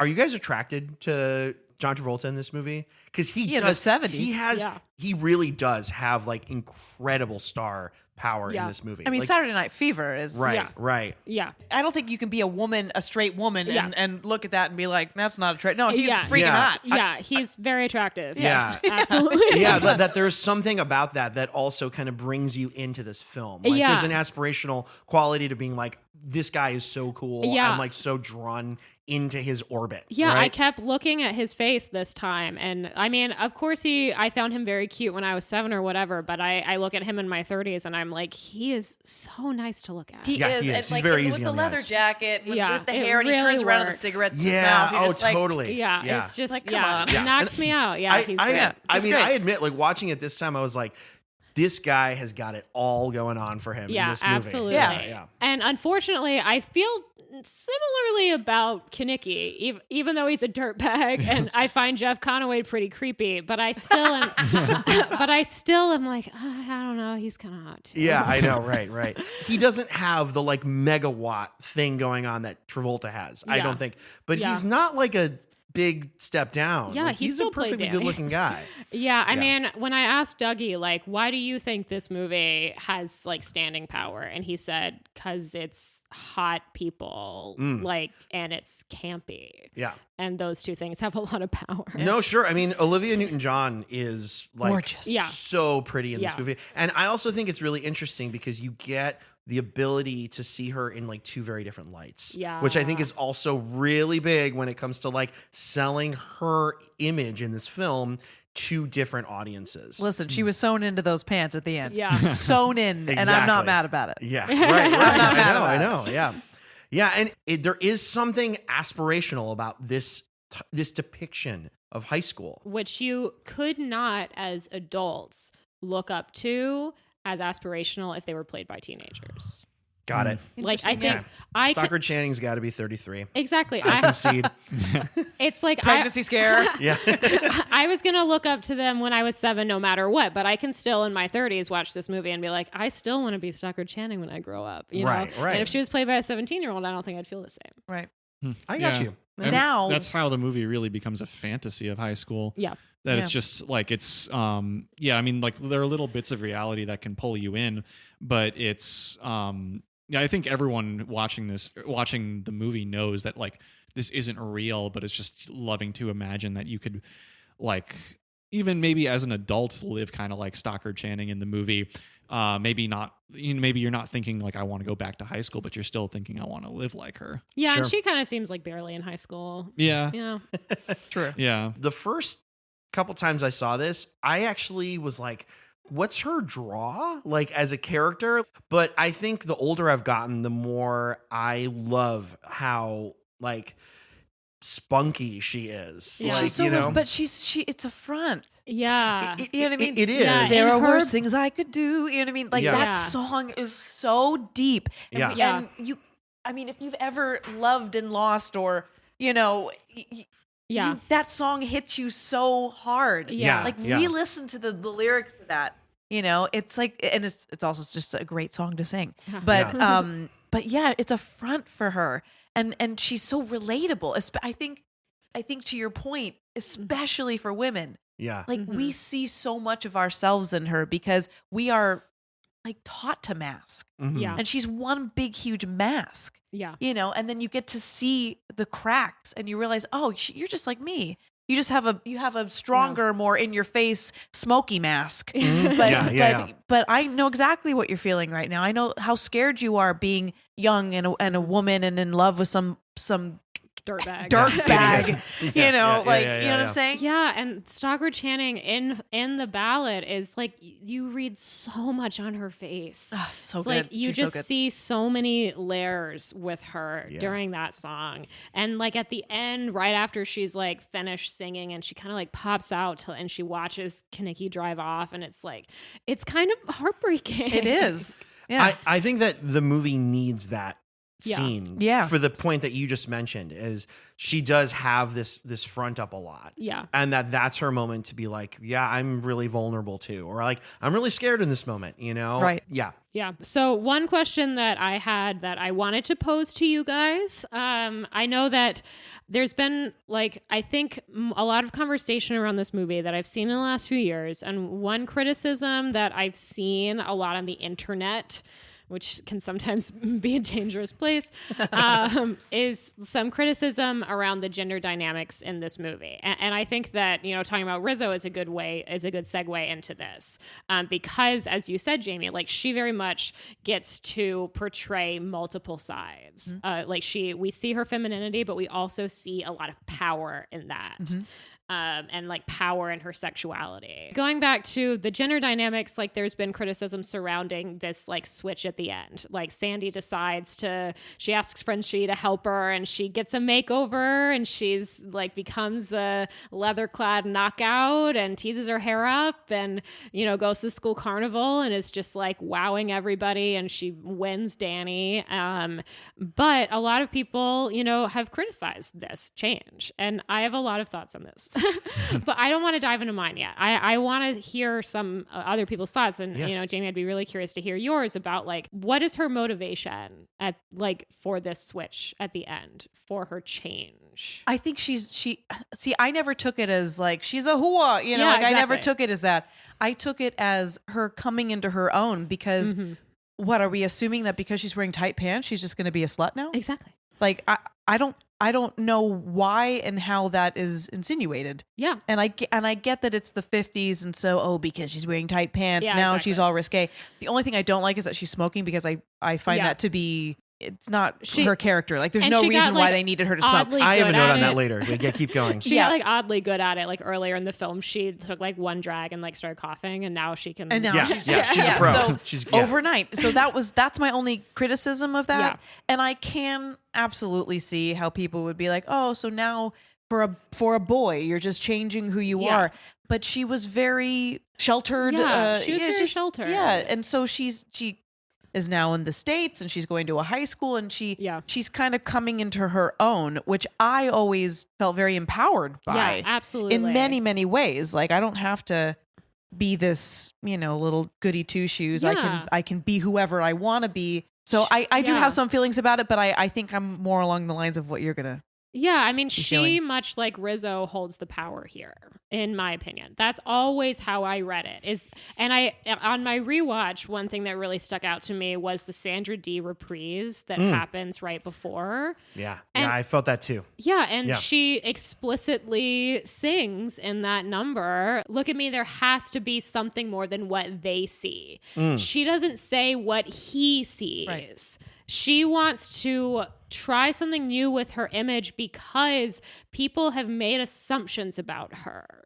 And I think a lot of that you see in the original Sandra Dee that Rizzo sings, how, there are a lot of, goody two-shoes stereotypes that they've kind of projected onto her because, as you said, Jamie, she's grown up pretty sheltered. Mm-hmm. And I think this is her opportunity to try something new. She's like 18. Yeah. This is the perfect time to reinvent yourself a little bit as a teenager and try something new. And another part of it is that he tries to change for her too. He shows up to that carnival in his Letterman sweater, and he has spent, haven't talked about a really enjoyable montage for me, which is John Travolta and Sid Caesar, like going through all the different sports. Yeah, that is, I never really took him to be such a fighter. Yeah. But he apparently has got a lot of rage. He wants to take it out on people. Yeah. It's completely not understanding the dynamics of sports. It's Yeah. it's like an alien dropped down and was like, wait a minute, you're throwing this ball at me, I'm going to hit you in the face. Yeah, I also think that there's a bit of he doesn't like being bad at these things. Right. When he's playing baseball and it's like a foul ball and then he snaps the catcher's mask. Right. He doesn't want, he has been used to being a ringleader. Right, and he's like, oh, suddenly I'm not the hot shot. Yeah, right. But throughout the film, we see him and he explicitly says this. He's like, I care about Sandy and I'm going to do whatever I can to get her. Right. So I think that they're both doing this for each other. And I think that they're both trying to show the other different sides of them and say I am not my stereotype. I am not Sandra Dee. I am not just a dirtbag greaser in a leather jacket with a cigarette. There are sides to me and I want to let you in and I want to let you see those different sides of me. Cool. And those are my thoughts. Yeah. I agree. No, I agree in many ways. Yeah. Yeah. So when I first talked about seeing the movie, this was the thing. Mm-hmm. I watched it with my sister and my mother. Right after the movie was done, my mother literally turned it off and said, it is not okay for you to change for your partner ever in life. I think it was one of those moments where she forgot that was something that was part of this film. Yeah. I see both sides, to be honest. Yeah. I think I'm one of those people who sits right on the fence when I could look at this, because I think there's ample evidence for what you just laid out. And I think there's some evidence also to the contrary where it's I can see that too. the Letterman jackets, he could just take that off and he's got his black pants and his black shirt, he's completely ready to fall right back in, and she's got her pants sewn on. It's there's a huge difference there in terms of lots of hairspray. Who kind of gets to come out victorious in terms of keeping their identity that they've created. But yeah, I mean, I would agree with you that I think this movie really tries to position Sandy's decision like to hit up Frenchie for a makeover as an outgrowth of like her just mounting unhappiness with where she is socially. Yeah. She feels so out of touch that she has to be like on the metaphorical bleachers for the Thunder Road drag race. And to your point, that's where she sings the Sandy D reprise, which honestly this time to me was way more impactful than I could remember it being in the past. That is kind of the little seed that gets planted for you to go, okay, this is something that feels bigger than just her and Danny. Yeah. Whoever she has a crush on. I would agree. I think this time I saw it more than ever that it kind of cut both ways. And there's one little detail that was really striking for me that just reminded me again, it just brings us back to, I think something we talked about before. We were talking about her smoking the cigarette. When Danny falls to his knees, right? Yeah. In front of her, she kind of looks back at the other pink ladies. And Marty goes like, yo, do this.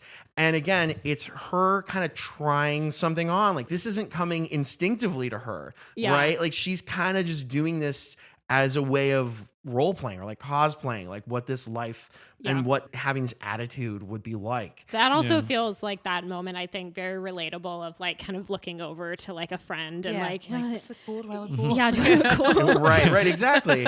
And again, it ties it back to this whole thing about like perceptions of who you are to the people around you. And that sometimes when you don't have a fully developed prefrontal cortex, like these children, the characters that they're playing, the actors do. The actors do, yes.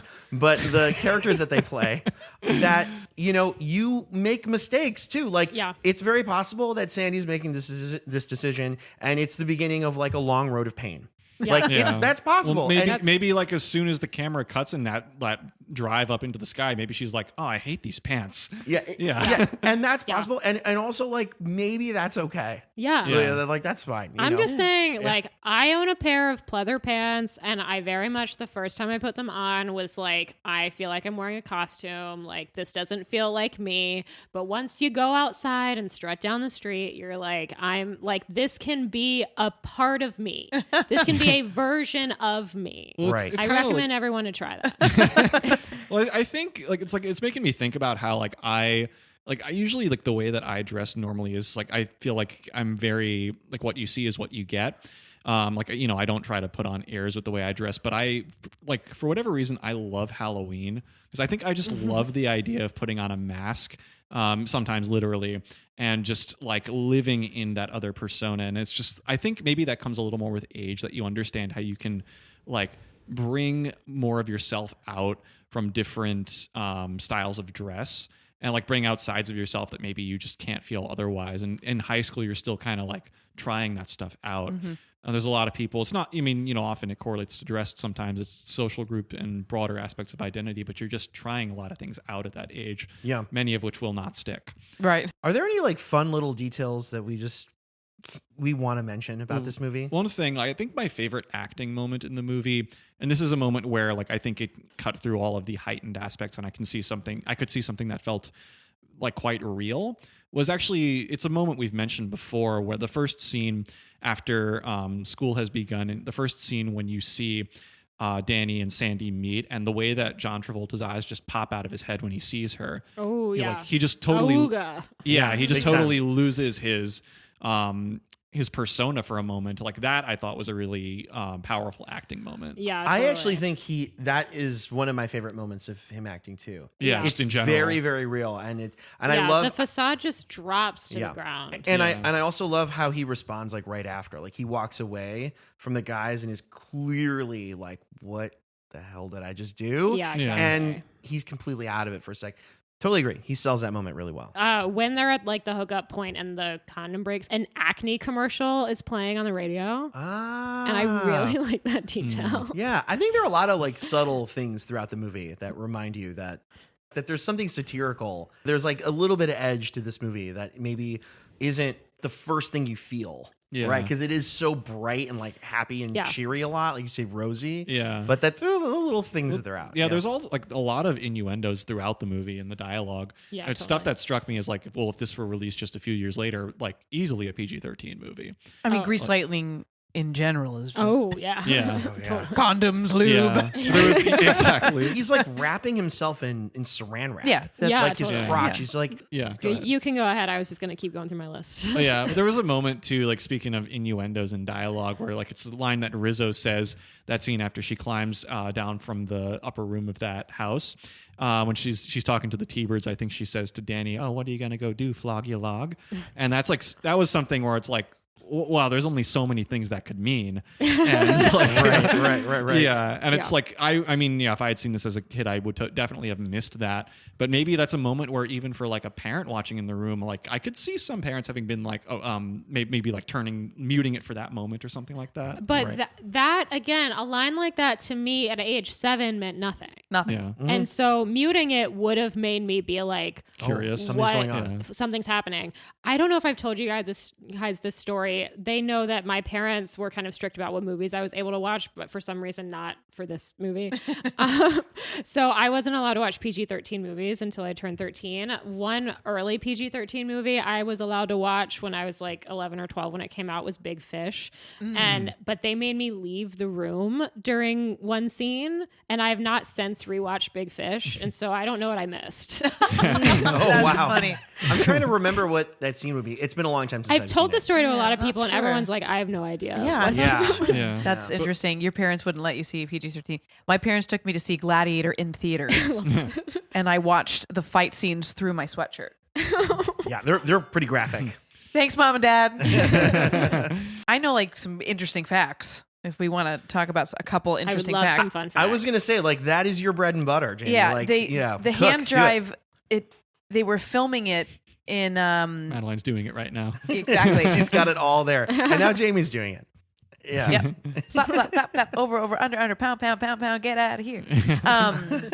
For those who know. It was filmed at a high school in LA, and it was 116 degrees in there, and people were dropping like flies. And I find that hilarious rewatching it now, knowing that and seeing the pain on some of the like yeah. extras Yeah, in their yeah. faces. You know that it was Yeah. absolutely miserable in there. Hopelessly Devoted to You was actually written and filmed after the movie had wrapped, This I've heard, which is yeah. interesting. And going back to the point that we were talking about earlier, I actually think that because this song was added, it actually goes against what we were saying because she's hopelessly true. devoted To to a you. man. If that was out, then I think our other points would hold a little bit more weight. Interesting, But yeah, but the yeah. fact that it was then added, it's like, oh no, you Yeah. went backwards on this. She was really coming into her own. Yeah, and Yeah. that was their Oscar nominee Yeah. for original I think song. it won. No, It Last did. Dance. Last Yeah. Dance. Last Okay, Dance. But it's interesting because it's not the only song that was written for the film that wasn't in the stage show. You're the One That I Want, Yeah. also written, which I think would be the better choice for a Yep. submission, personally. I would think so too. I agree. It's just such a more like Yeah. jubilant song. Yeah. Yeah, it was. They released the soundtrack for this about a month before the movie came out, and so that song was #1 the weekend What the a movie came smart out. move. Even though the film premiered at #2 behind Jaws 2. Wow, the power of Jaws. This is a really small detail, but did anybody catch Sandy has one of the all-time most abysmal cartwheels I've ever seen. Oh yeah, I I don't know What's how the- they let her on the cheerleading squad. Yeah, it's kind of towards the beginning. It's before, at right the before pep she meets rally. Danny. Okay, It's at the pep yeah. rally, but it's so shocking to me. I'm like, whoa. There had to have been a better take, but that's okay. No shade, Sandy. There are many other lovely qualities that she has. Just she's easily the weakest tumbler of the group. The actress who played Marty was so bad at dancing, they just didn't have her dance. Oh. I feel like you can kind of see You can that see, yeah, well, in Beauty School Dropout. She feels very stiff. Yeah. Ah, Yeah. She was yeah. so bad. They're just like, you just don't do the hand drive. Doesn't she become the object of affection for the Vince guy? Fontaine, Yeah, yeah. that's right. Yeah, pretty convenient. Like they write you out of it and just put you in that role. Yeah. That's interesting. Anything else for you? Yes. So another thing I didn't understand as a kid is what pink slips were. And so when they say at Thunder Road that they're racing for pinks, I went to Grease 2 moment and thought they were racing for like ownership of the women. That always really annoyed me as a child. I could totally makes see sense. that. Yeah. Yeah, that makes a lot of sense. Yeah. Man. Another thing about Thunder Road is, I don't know if you noticed that the shop teacher is there. So whenever they're working on the car throughout the film, they're in shop class. So that confused me at first because I was like, all these other guys talk about how they don't have a job, but then in Grease Lightning they all have the overalls, and I'm like, they're all working on cars, like they have a job. Overalls say Rydell High, and I realized it this viewing. I was like, oh, they're like in shop class or something. I never put that together. Yeah, you're like, why do these guys new piece of information? Awfully convenient for this to be my first viewing and just get it now. Right? Yeah. And it's like when they're first like on their way to Thunder Road, they're like driving the car out, and she's giving them advice. Like she's like, "Oh, this car's as hot as the parts on it." And they're like, "We didn't steal all of them." But they're like, "Oh, are you gonna be there?" And she's like, "I don't expect my boys to let me down, and I won't let them down." And she's there. You see her there, and I'm like, "This is definitely illegal." Oh yeah, yeah, right. It's a very California thing, though. Exactly. To race cars in the in the LA River or whatever. Yeah. The shop teacher said, "Do crime. I won't tell."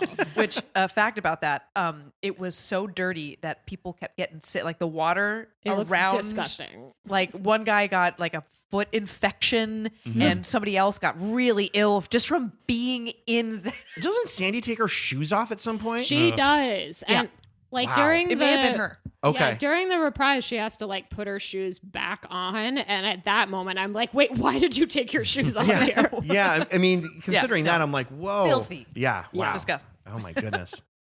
There's one line too that I just really, really love that really stuck with me was when Rizzo says, "I feel like a defective typewriter.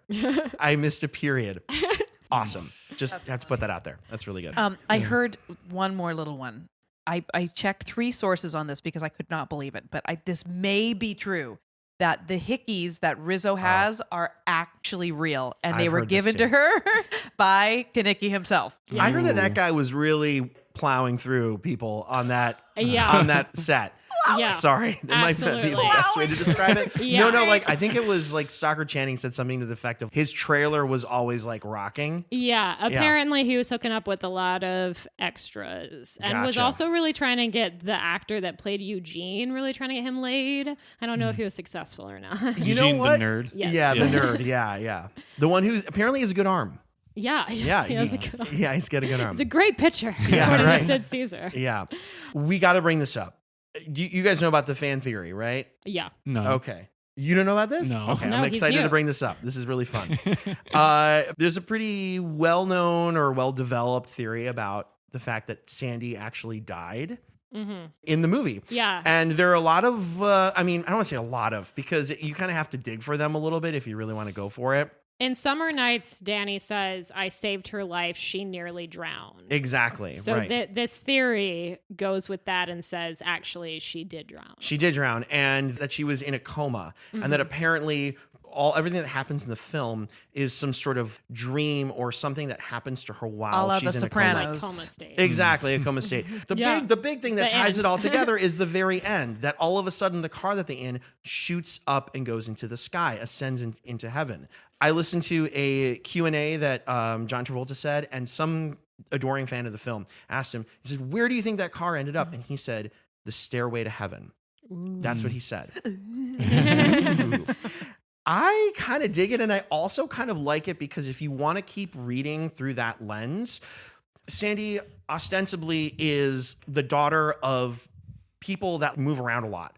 She's Australian, but like they're in America or whatever. Yeah, they're vacationing in America, and then they just had to change of plans and stayed there. Exactly. Because it's that easy. Yeah, right. But To immigrate. Yeah. No, but she apparently just like does not have a lot of agency in her life. Yeah. And that probably is feeding into this feeling of she's unable to really create an identity or make decisions for herself. And that I love the idea that if she really did quote unquote drown or was like in a coma and eventually died, in her mind, she crafted this story that would allow her to have that moment of agency where she does make a decision for herself. And it's in that moment that her soul is able to be set free.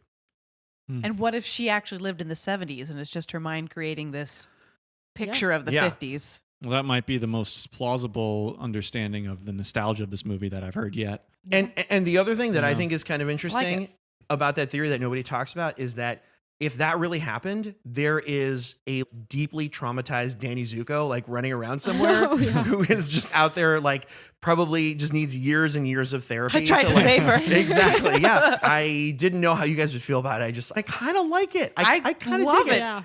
And does I it feel get an like extra star? Does it get that extra half a star? I don't know if it's coma going to theory. change my review, my numerical review of it. I mean, I have time to think about it. Gotcha. We'll see what happens. right. Do we have anything else before we go into our final segment? I feel like I'd be remiss if I didn't give some acknowledgement that maybe the movie I was thinking about the most as a comparison as this was going on was one that we've talked about before on the podcast, which is Hairspray. Yeah, definitely. Because I felt like, I mean, Hairspray, of course, comes after Grease by about 10 years. And I'm sure that it was on John Waters' mind as he was putting that together. But in many ways, I mean, Hairspray, it's not a musical, but becomes one that, I mean, as a film stars John Travolta. Yes. And yeah, about 30 years after Grease. I mean, there's like an apparent nostalgia in Hairspray too, but it's coming from such a different source, someone who's known for being like deeply transgressive. And I guess I just think it's really interesting that someone like John Waters can have that same sort of, I guess, wholesome nostalgia for a similar period, even if you do have that indomitable weird spirit that time can just shape someone so deeply. I guess I just think it's interesting how those things, you don't choose them and they always stick with you. Well, should we get into our final segment now? Let's do it. So I actually had one occur to me as we were talking that I did not think of beforehand. Okay. And I mean, I guess, this is a little unorthodox in that this does not concern a character we directly see on screen. But let's just say that there is, as all of these festivities that occur in Greece are happening, there's someone in the margins maybe watching the national bandstand broadcast on TV, someone who is just aware of what's going on with Rydell High School at this time and just gets a sense of who the Pink Ladies are and is so terminally jealous of who they are as people and just thinks the rest of her life, I want to be that person. And she doesn't become that person, but she just, that is like the boulder she rolls up the hill. That's what she wants so desperately. And maybe, this young girl at that time grows up, becomes an adult, and settles in Evanston, Illinois, and then, marries a man with the last name George, and they have a child named Regina. And, when Regina starts coming of school age, and, they are trying to tell her, like, to, shape her life for her and, make clothing decisions for her, there's a great emphasis on having her wear pink. And, maybe their favorite day of the week as a family is Wednesday. And so when Regina George kind of takes after her mother and goes to high school and becomes a clique leader, she sets the rule very firmly that on Wednesdays they wear pink. She's the cool mom, right? Yeah, she's the cool mom. I also like that the detail of this is that this person you're connecting is Amy Poehler. Yeah. Who we're assuming is like somebody who's watching American Bandstand in that moment. Okay. Wow. Yeah. All right. I like that. That's good. And apparently that's like pretty much off the dome, huh? Yeah. Very Good. impressive. Good. Thank Very you. cool. Yeah. You go. Mine is such a stretch. I'm just going to warn everybody about that now. And it includes a person that I learned is in this due to the commentary, and I would be shocked if any of you noticed that he was here. Okay. So I'm just prefacing it with that. The connection is not Sid Caesar, but we talked a little bit about Sid Caesar playing the gym coach in this movie. The montage I really enjoy is him taking Danny around the school and like showing him these different sports. Danny's trying out all the different sports, and he's getting very violent. One of the sports he plays is basketball, and he's dribbling the basketball, and somebody like swipes the ball from him, and he grabs it and he throws the ball in that guy's stomach. And you would be surprised how strong Danny Zuko is, because he shoots that guy straight into a wormhole into space. Okay. That guy becomes a Marine. Okay. A Marine that we have talked about, a space Marine we have talked about on this very podcast, because he eventually has to go to an alien planet leading his team of Marines to investigate the xenomorphs because Michael Biehn is background in Grease. No way. And I learned this in the commentary. He is the guy that Danny throws a basketball at. No way. Not while watching it, but I looked at the credits on Letterboxd. I did see his name there. That's crazy, Yeah. right? Yeah. I guess maybe also he could have been pushed through it so hard. I love that description, by the way, into a wormhole. And he also could have ended up in like 2029. Something like that. And then also kind of sent back in time in order to protect Sarah Connor. Exactly. / impregnate her. I don't know. Yeah, It's a something little like weird. What's going on in that one, too? Michael Biehn is also there. Yeah. He could have been pushed back so hard that he ended up in 1996 and became the squad leader for a bunch of Marines that had to tunnel their way underneath Alcatraz in order to prevent Ed Harris and a bunch of ex-Marines from killing a bunch of people. The Rock. Yeah, of course. Yes. Okay. Okay. I'll go with the one that I will see if you get. So let's go with that. This is, let's say, heaven, right? She's dead. Okay. So Danny Zuko is actually an angel. Oh no. Okay. Danny Zuko is an angel, and then an old woman is just praying for some help, and God sends down an angel to help this woman. Yeah. He flattens a bank. We bring some things, we eat pie, and it's of course Michael. Of course. Michael. Yeah. Well done. Great job. That was mine. I love it. I love that you came and you had that one though. I really like that movie also. Yeah. Have you seen Yeah. Michael? I have. I saw that in I've theaters. never heard of it. You've never heard Really? of Michael? Yeah, Never I saw heard the of movie it. in theaters, and I remember really having a response to that movie. Yeah. No, Yeah.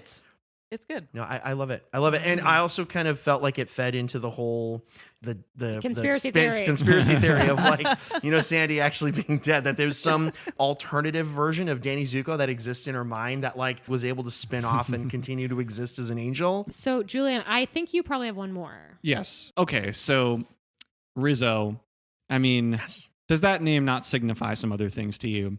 And I mean, let's say that, her first name is Betty, right? Betty Yes. Rizzo. Yeah. Yeah. So Betty Rizzo, let's say that she has not always lived in this idyllic California setting, that she was born in New York, and that, she is the younger sister in a family where she has an older brother named Enrico Salvatore. And, maybe this has never been a very harmonious family. There's a mother and father, and her older brother too, but this father, he's a shoe shiner. He's struggling to support the family, and Rico likes that. I mean, or I don't know if he likes it, but he takes after him. He understands that way of life, and perhaps he can't make ends meet, and maybe there's an acrimonious relationship with the mother, the wife in this family, and things just split up, and she takes off with Betty for California. Maybe maybe she meets a new man, new husband in the process, but leaves Enrico and his father basically in squalor in New York, and they never see each other again. But, they're on opposite sides of the country, both, aesthetically and geographically. We recently released a podcast about this. Yes. We talked about it a couple months ago. Yes, Yeah. as of the time of recording this is the most recent episode we've dropped, which is Midnight Cowboy. Midnight Cowboy, yeah. No, not Midnight Run, not Urban Cowboy. Not any of those other movies. Not any of those. Yeah. Midnight Cowboy, yes. Yeah. And that would be Justin Hoffman's character. Yeah. Rico Salvatore Rizzo. There we go. Ratso Rizzo to some. Yeah. He deserves better. Yes. I think he does too. I do have a question for you. Yes. Because you finished Oscar Wars. I didn't finish it. I mean, Okay. I've read a good chunk of it, but I'm actually still finishing You've it. read most of Oscar Wars. Yes. Alan Carr, producer on this movie, produced the classic Rob Lowe Snow White crazy Oscar opening. And I'm curious if they talk about that at all in Oscar Wars. They do. There's an entire chapter. There has to be. That's one of the ones I haven't gotten to yet, funny enough. But yeah, I think the subtitle of that chapter is Alan Carr and the, in quotes, worst Oscars ever. Yeah. Oh. Ooh. Yeah, this is like 1989 ceremony for 88 movies. I did Yeah. go and watch that particular opening ceremony. It is a mess, and it pretty much ruined Alan Carr's career. I heard something to this effect. Yeah. So I think it's time to go ahead and wrap up. And Jamie, thank you so much for podcasting with us. Thank you. Thank This you. is really was fun. super fun, you guys. Anytime you feel so inclined to have me sit in, this was absolutely super fun, and I'm so grateful to be here. This was Wonderful. Grateful to have you. Where can people find your stuff, by the way? great. I'm on the TikTok and the Instagrams. Just under my name, Jamie.Holmes, JAMIE.HOMS. Very cool. Yeah. And I guess we can also plug our stuff, right? Yeah, you can also follow us on the TikToks and the Instagrams. We're at Sleepless Cinematic Pod, and you can also email us at sleeplesscinematicpod@gmail.com. And you guys do Letterboxd. I yeah. don't. Right. I'm on Letterboxd at Patroness of Cats. I dropped my handle already, but Julian_Barthold, just my name. Do you do the Letterboxd? Yeah, I'm new to it. I'm just starting. There's so many movies to rate. I'm getting Yes. massively overwhelmed. Yeah. But under the same Jamie.Holmes. Very cool. Amazing. Nice. I noticed, in watching Grease this last time that I was looking for like satirical, critical elements. And the next movie that we're going to talk about is a movie that is very critical and very satirical about high school. And that would be the 1988/1989, depending on where you were, film Heathers, which is an absolute stone cold classic. It is my suggestion box. I am so excited for you, Madeline, I'm to see this amazed movie. that I've never seen this movie. You've never seen Heathers. And I don't know how I haven't gotten to it, so I am so excited. Yes. Oh, well, the tables have turned. It's very appropriate. And I'm really excited because you guys maybe don't know this, but this whole podcast got started because one day I wanted to have the moment to talk about Heathers. This whole thing is just a giant long con for me to have some time. Your time has come. And my time has come to talk about Heathers, and 2 I'm weeks very from excited. now. Yes, that's what we'll be doing. I'm very excited about this, and yeah, we'll do that. All right, great. Jamie, thank you so much again Yes, for thank being you here. again. This Thanks is so Thank much, you. you guys. This was a blast. awesome. All right, guys, we did it. We Grease. did it. Good Did night. it. It's the word.